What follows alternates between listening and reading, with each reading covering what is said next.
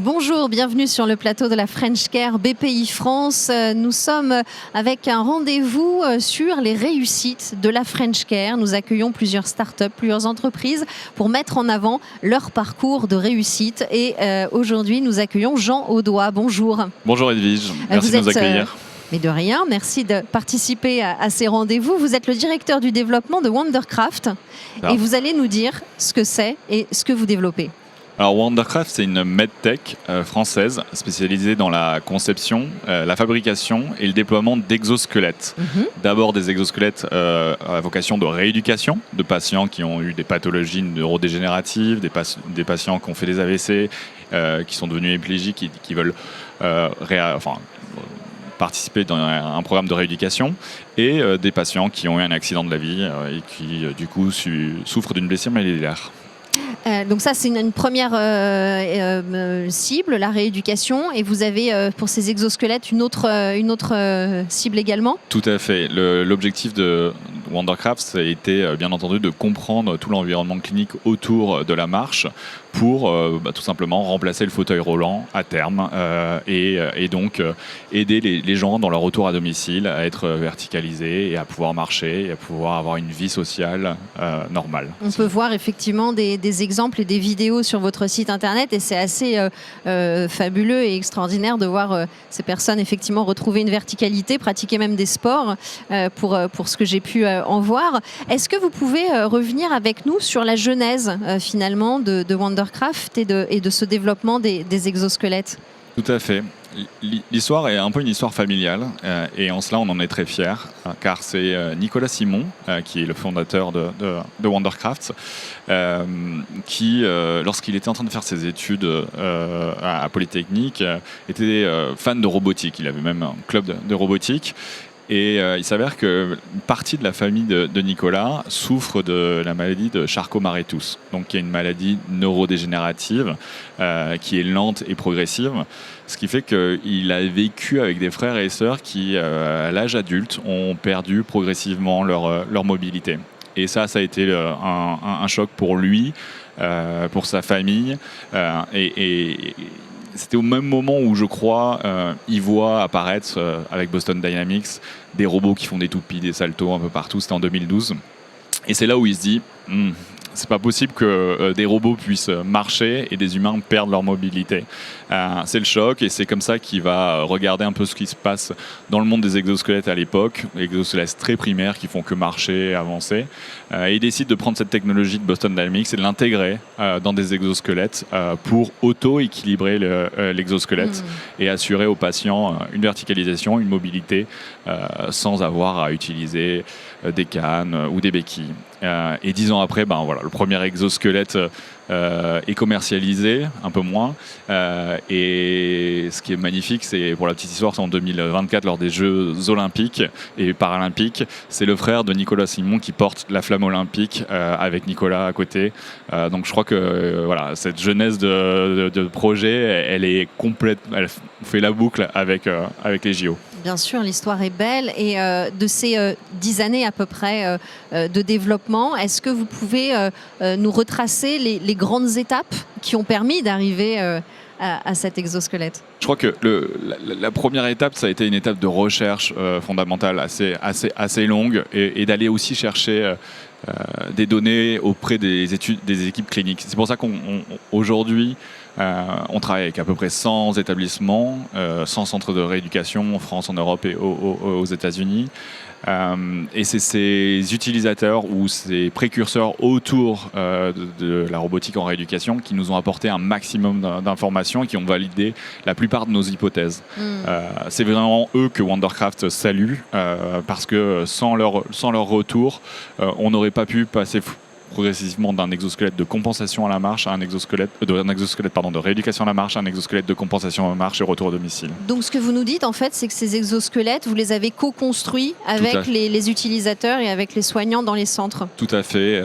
C'est aujourd'hui plus de 300 patients par semaine qui utilisent l'exosquelette de rééducation dans ces centres. Donc ça génère énormément de données de la part des thérapeutes, de la part des médecins, de la part des ingénieurs biomédicaux. C'est eux qui nous font remonter toutes les données en vie réelle autour de l'utilisation de cet exosquelette et qui vont améliorer les nouvelles versions d'Atalantic, donc qui est notre exosquelette de rééducation, et qui participent ensuite au développement du prochain exosquelette de compensation à la marche. Et alors, on comprend que cet enjeu des données et des données en vie réelle encore plus est essentiel et stratégique. Comment est-ce que finalement vous les avez utilisés? Comment est-ce que vous les avez stockés, sécurisés? Ça fait partie aussi de toutes les questions qu'on se pose sur des thématiques d'innovation. Oui. Qui plus est aujourd'hui dans un monde ultra hacké, j'ai envie de dire.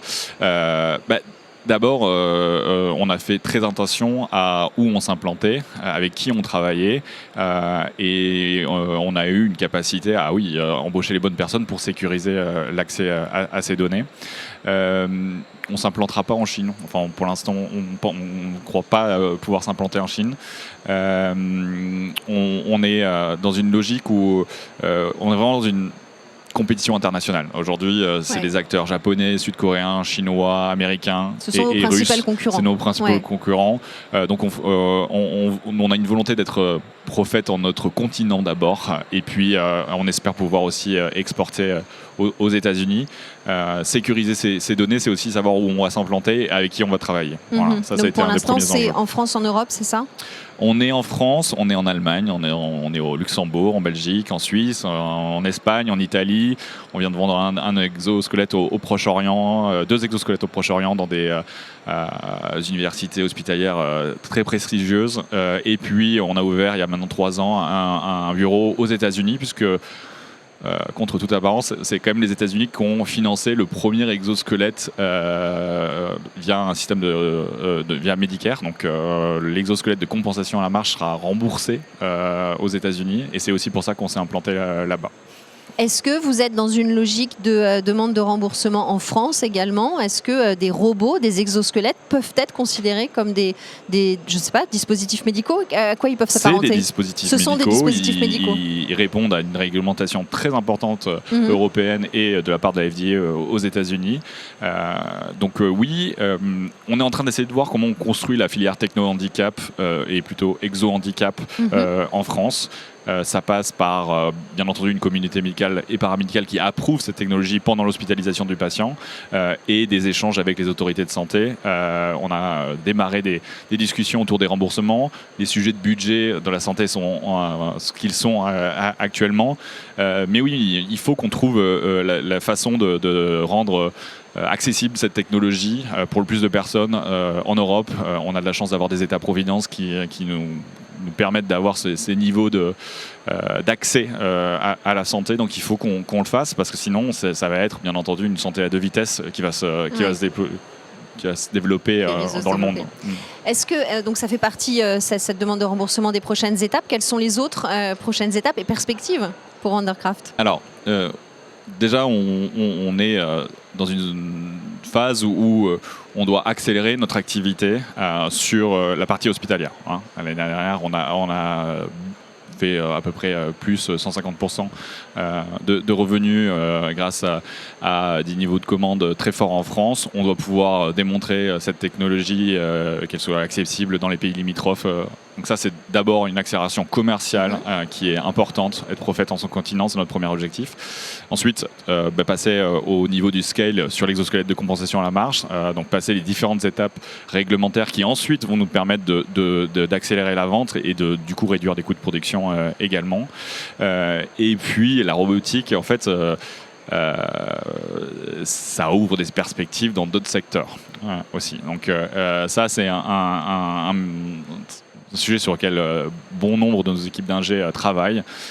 Et je crois qu'on a quelques surprises qui vont bientôt être délivrées au grand public dans les mois à venir. Vous pouvez nous dire dans quel secteur ou pas encore ou... C'est trop confidentiel, mais voilà. Et donc pour ça, on a besoin d'investissements également, d'investissements qui sont bien cadrés. L'Europe, la France représentent la majorité de nos investisseurs, mais on a besoin encore de cet investissement pour accélérer et à arriver à travailler sur ces nouveaux secteurs. Vous parliez de commercialisation. Vous êtes aujourd'hui, les exosquelettes sont produits en France. Tout ce qui est industrialisation, ça se passe où? 100% made in France. D'accord. Très très très fiers de cela. C'est-à-dire qu'ils sont conçus, fabriqués, assemblés rue de Rivoli, au siège de Wondercraft. Ils font marcher des fournisseurs qui viennent du centre de la France, des Alpes. Il y a un peu de technologie qu'on achète, bien entendu, au Japon, au royaume du robot, mais très clairement, la majorité des fournisseurs avec lesquels on travaille sont des fournisseurs français. C'est ce qui fait la valeur aussi de la technologie et bien entendu le prix. Après, aujourd'hui, on ne s'enferme pas à l'idée d'essayer de travailler avec d'autres pays européens pour produire. Mais oui, le gros challenge va être la production des exosquelettes de compensation à la marche. Est-ce que, pour terminer, on arrive à la fin de cet entretien, est-ce que vous auriez un conseil ou est-ce que vous auriez voulu qu'on vous donne un conseil au départ de cette aventure pour peut-être d'autres porteurs et notamment dans la robotique peut-être, robotique médicale? Je crois qu'on bénéficie en France d'un écosystème merveilleux. C'est l'État-providence. C'est un État qui a investi énormément dans la santé. Donc on a énormément de chance de bénéficier de cet écosystème avec des hôpitaux qui sont des bons hôpitaux. Je crois qu'il faut qu'on poursuive dans ce plan de modernisation de notre filière hospitalière. Je vois des hôpitaux en Allemagne aussi qui sont très à la pointe. Je pense que, mais en plus de l'Allemagne, on a vraiment les équipes en France qui sont capables d'accompagner cette modernisation. Donc je crois qu'il ne faut pas s'arrêter.